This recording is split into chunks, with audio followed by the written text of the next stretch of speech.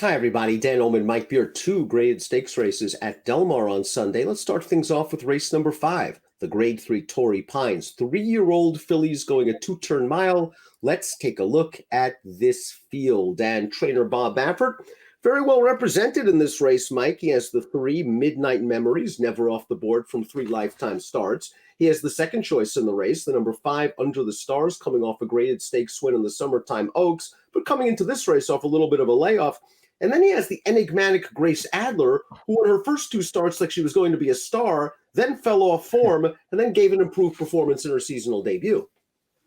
Yes, Grace Adler just got started back. I guess she ran okay sprinting in what was probably a prep last time in an allowance race. I suspect she'll run better here.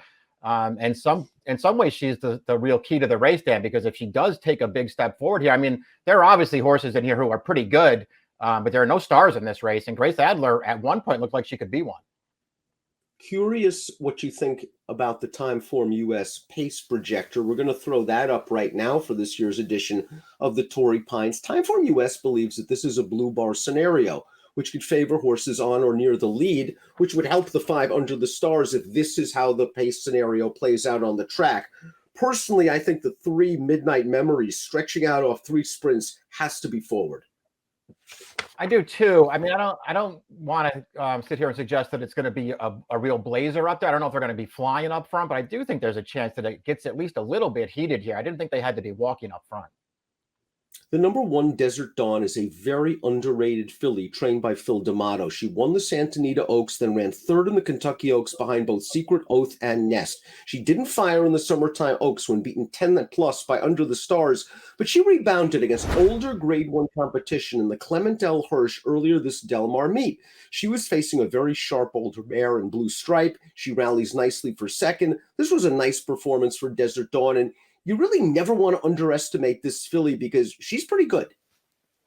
Yeah, she is. I like this performance. I thought she ran fine in here in a really tough spot. Just going to get up for second at the end. I thought that was a good performance. Too bad she just stumbled so badly at the start. And I'm going to give her a pass for that race at 3 to 5. Her prior 2 races are both really good. And I think you just have to really like her tactical speed. She's a really handy horse. When you go back, especially when you watch that Santa Anita Oaks, she sat a perfect trip in that race. And I feel like she could fall into another one here.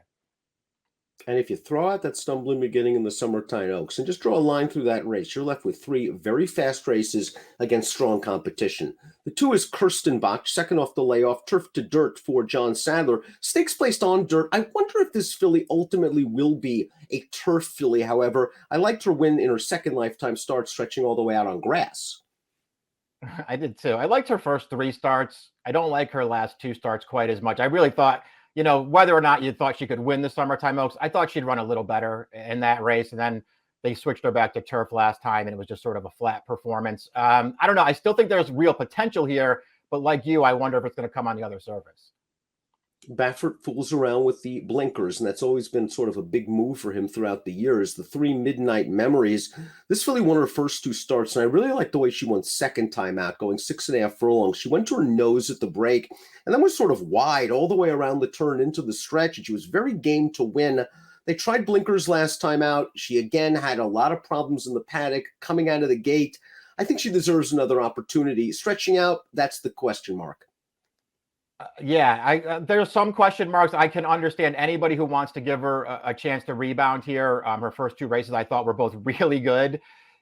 She's not a great price on the morning line. I don't know how short a price I'd want to take on her, Dan, but there is reason to believe that she could take a step forward here. I mean, she didn't run great last time, but I guess there could be some excuses. The horse that won that race, though, was super impressive and came back and ran really well again last weekend. The 4 is Malibu Marie, who was claimed for $80,000 at Keeneland. Let's watch that Keeneland race. It was her 4th consecutive victory on the dirt, and she has wonderful tactical speed. We see her on the outside turning into the stretch. She's going to storm by this horse on the lead. She just seemed to be getting better and better for Brad Cox. Now, she was claimed for $80,000. Her first start out at Del Mar, they tried to run her on the turf, and she got caught up in a speed duel. So I'll take that race with a grain of salt. She's getting back to her preferred surface. Now she's facing a lot better horses. Yeah, it's a big step up in class for her after being taken away from a top trainer too. So we'll see if she can hold her form. She is going to be a price, however, if you like her in this race. The 5 is Under the Stars, multiple graded stakes winner already. Let's watch her most recent performance in the Summertime Oaks. Now, this race off a 2-month layoff, and she got right up close to the pace. This is how she likes to run.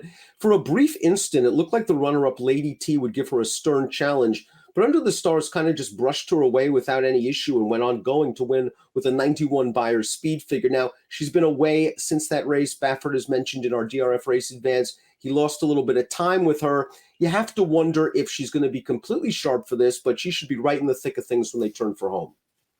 I mean, obviously a major contender in this race. I thought her Summertime Oaks was fine. I also felt like maybe she took advantage of, circumstances a little bit in there. She also got a perfect trip in that race. But she still, ran the race that she ran in. And as you've already mentioned, she's a multiple graded stakes winner. She's obviously a contender in here. I just kind of wanted to try to use other horses in this race.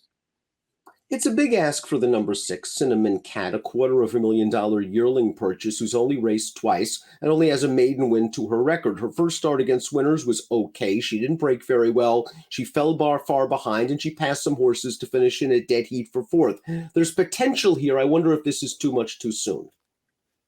Yeah, I have the same worries about her. I really liked her debut. I thought she ran really well winning first time out. So I guess you don't, have to be super hard on her for her next start. Whereas they went to 2-turn mile, she stumbled. Maybe she has a legit excuse for that race. I think there's a chance she turns out to be pretty good. I wonder if this is the race to bet her in, though. Grace Adler completes the field. She won both of her starts at Del Mar last summer, including a demolition job in the Del Mar debutante where she won by over 11 lengths. They tried to stretch her out, and she was bad in both races going 2 turns. Baffert gave her 7 months off and came back in this race, and she had the unfortunate task to go up against the winner, who is a very talented horse you've mentioned. She came back to run second in the Grade 3 Rancho Bernardo with a 90. She's won something like 8 of 11 starts. It was nice to see Grace Adler get back into form, finishing second in this race. I wonder if she really is a 2-turn filly at heart, though. That's the real question as far as I'm concerned. If nothing else, it was nice to see her, considering the task ahead of her in that last race, it was nice to see her show up and actually take a step in the right direction. Now, I don't know if she wants to go this far, but Baffert's running her here. I suspect that he thinks she's going to be okay going longer. And again, there's just a chance that when all is said and done, she just turns out to be better than all these horses. Top pick time for the Grade 3 Torrey Pines, one of 2 graded events at Del Mar on Sunday. You're going with Desert Dawn. She, for the most part, is very consistent. I think this is a class drop for her, and a good trip could be coming. Just think she's really logical in here. I think she is going to fall into the right kind of a trip in this race. To me, it's just a great spot for this filly. Curious to see how they ride Midnight Memories, number 3 in here. I'd like them to be very aggressive out of the gate as they stretch out for the first time. Under the Stars is kind of the gatekeeper coming in. She's very consistent. She's proven at the graded stakes ranks. A little bit of a layoff is a concern. 1527 for Mike, 5314 for me. It's the Grade 3 Torrey Pines at Del Mar. Good luck.